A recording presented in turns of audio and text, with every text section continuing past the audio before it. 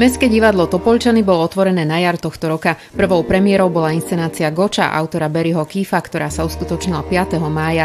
Najnovšie divadlo svoj repertoár obohatilo o úplne novú inscenáciu, ktorou sa stala hudobná rozprávka s názvom Kúzlo Svetojanskej noci. Inscenácia v réžii Radovana Hudeca rozpráva príbeh dvoch detí, ktoré sa pomocou knihy Kúziel prenesú bránou času do praveku. Pôvodný scenár Petra Cibuľu prešiel mnohými úpravami. Príprava zahŕňala vlastne úpravu textu, pretože ten text sme prepísali pre naše potreby, upravovali sme ho do nejakej súčasnej podoby, do takého hovorovejšieho jazyka. A potom samotné skúšanie, čítacie skúšky, potom aranžovacie skúšky a veľa technických tam je takých ako by zádrhelov, pretože tam máme navymýšľané kopu všelijakých kúziel a technicky takých náročnejších vecí. Máme tam laser, máme tam rôzne, máme tam aj nejakú pyrotechniku, máme tam veľmi zaujímavý svetelný dizajn, takže s týmito vecami sme sa ku koncu teraz trošku tak ako keby viacej zdržali, ale myslím, že ten výsledok stojí za to a bude to atraktívne pre deti, aj pre celé rodiny. V jednom kotli, on a ona. Spojenie nech sa vykoná. Mesiac plný svetkom čin.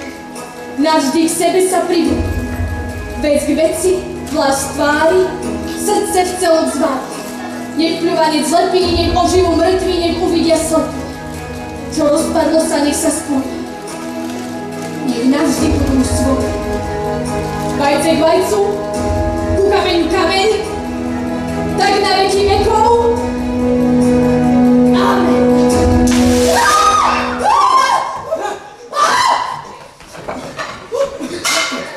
Tak my sa s Radkom Hudecom poznáme už dlhšie, poznáme sa myslím 6 rokov. A tým, že sa poznáme, tak to šlo tak fajn. Nemuseli sme sa ostýchať ani nič. Poznám ma, vie, aký som človek, takže šlo to fajn. Tak ja pána režisera poznám veľmi dlho, tiež 6 rokov. Učil ma na súkromnom konzervatóriu tu v Topolčanoch. Takže ho poznám 6 rokov a je to veľmi vtipný, zabavný človek, takže išlo nám to veľmi super podľa mňa.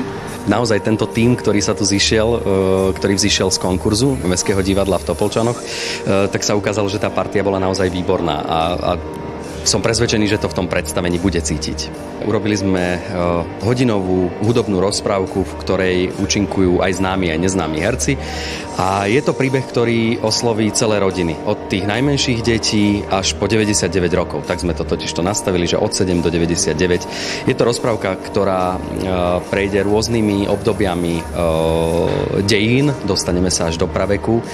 A potom sa vrátime naspäť a to, čo zažijeme v praveku, sa snažíme nejakým spôsobom pretaviť do našich životov v súčasnosti. V prvom rade sa veľmi teším. Blahoželám a ďakujem Mestskému divadlu Topolčany, že milo prekvapili a naposledy sme sa tu stretli v máji, kedy sme teda slávili vznik Mestského divadla Topolčany a ja som tedy premýšľala, že koľko bude trvať, keď uvedú druhý kus. Pol roka prešlo a je to tu, máme tu ďalší kus a ja sa z toho veľmi teším, že naozaj Mestské divadlo Topolčany položilo pevné základy a že už môžu len stavať tie piliere a že raz v tých historických knižkách sa bude o nich písať, možno aj o nás, že sme sa podielali na vzniku Mestského divadla Topolčany.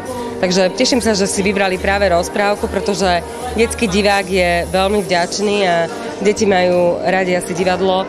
Svedčí o tom aj dnes tá plná sála. Samozrejme, ako každý, v ktorom drieme ešte to dieťa. Ja si myslím, že to drieme v každom z nás. Mám rada rozprávky, lebo všetci veľmi dobre ešte zo školy vieme, že rozprávky teda končia dobre. Dobro víťazí nad zlom a to by sa nám asi všetkým páčilo aj v živote, keby to dobro zvíťazilo nad zlom. Čiže mám rada rozprávky. Kúzlo Svetojanskej noci je pútavý príbeh, ktorý nám hovorí o Tomasovi a Alici, ktorí sa pomocou knihy Kúziel prenesú bránou času do praveku, kde zažijú dobrodružstvo a pomôžu dinosaurom nájsť ich rodičov a vrátiť ich do svojho prostredia, pričom nájdu cestu aj k svojmu priateľstvu. Hlavná téma je vzťah detí k svojim rodičom, hľadanie vlastnej identity a lásky. Ja v tejto rozprávke stvárňujem postavu Tomasa. Je to mladý chalan, ktorý sa trápi so životom, celkom sa v ňom hľadá a uniká tak trošku z tej svojej reality každodennej práve tuto ku kolegyni. a zažívajú spolu dobrodružstva. Cieľom tejto rozprávky je určite poukázať na rodinné vzťahy, ktoré sa aj v našich slovenských mestách a obciach vyskytujú a poukázať, že to ide zvládať. Že nech sú tie vzťahy akékoľvek, tak stále môžeme byť v tom živote šťastní. Kde máš zvyšných komplicov? Komplicov? No, členov tvojho kmeňa. Kmeňa? Kýmu? No, asi ste si ma s niekým zmielili. Ak to je Titánia. Alica, čo si tu spomínal, čo? Alica je moja kamoška a Titánia je dinosaurus. Ty si magor. Tak ja hrám Alicu, ktorá má 14-15 rokov. Je to dievčatko, ktoré má rodinné problémy a skrýva sa v rodinnom dome na Povale. Rieši problém rozvedených rodičov alebo ešte len sa rozvádzajúcich sa rodičov a snaží sa to vyriešiť tým, že bude predstierať nejaké veci a zapojiť do toho mágiu, len aby svojich rodičov spojila. A snaží sa to vyriešiť týmto. Stretne kamaráta Tomasa a tieto problémy začnú riešiť a skončí to šťastne. My sme dali podtitul tej rozprávky, že kúzla, čary a odvaha dokážu meniť svet. A toto sa vlastne nesie celým tým príbehom, že ak má niekto odvahu, dokáže niečomu veriť a intenzívne potom si za tým ísť, tak sa to môže podariť. A aj keď nie vždy všetko v tom živote vyjde, ako by sme si predstavovali, nič nie je čierno-biele a veci sú farebné, tak je to taký odkaz, ktorý v niektorých momentoch bude viac jasnejší rodičom a v niektorých možno práve tým deťom. Kúzlo svetojanskej noci, mesačný skon na pomoci, hneď bránu času otvorí. Tí, čo do nej vkročia, dávnu minulosť zočia, do praveku ich ponorí!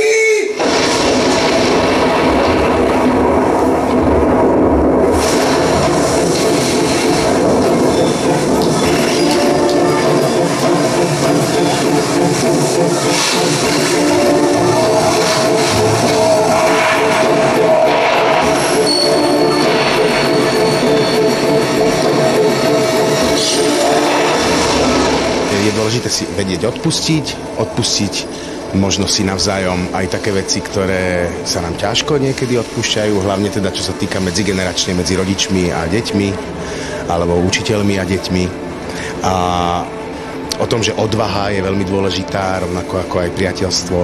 A že trošku, ako to aj v rozprávke býva, že treba trošku nejaký zázrak, malé kúzlo na to, aby napokon všetko dobre dopadlo, lebo ako vravel už John Lennon, napokon všetko dobre dopadne, ak nie, tak to ešte nie je koniec.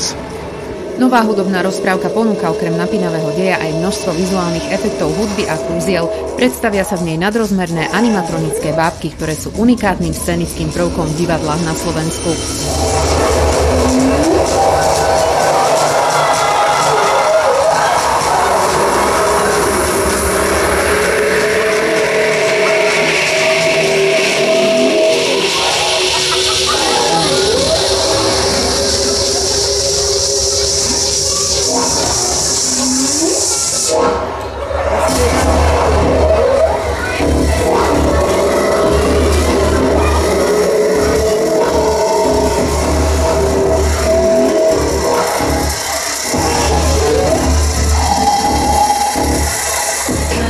Príprava bola náročná, pretože my sme v tejto inscenácii sa rozhodli použiť 2 animatronické dinosaury. Je to taký unikátny scenografický divadelný prvok. Sú to v podstate nadrozmerné bábky a práve tá príprava okolo tých dinosaurov bola veľmi náročná. Herci sa museli naučiť v tých dinosauroch chodiť, naučiť sa s nimi hýbať a vôbec v nich nejakým spôsobom fungovať. No ale pripravovalo sa to ako každá iná inscenácia. Začali sme čítacími skúškami, potom sme začali aranžovať v priestore, až do toho začali pribúdať rôzne technické veci, svetla, hudba. Takže ten proces bol rýchly, bol náročný, ale verím, že výsledok diváci ocenia. Ak ste nestihli tú prvú premiéru, nezúfajte, tá druhá je pripravená pre verejnosť 27. decembra.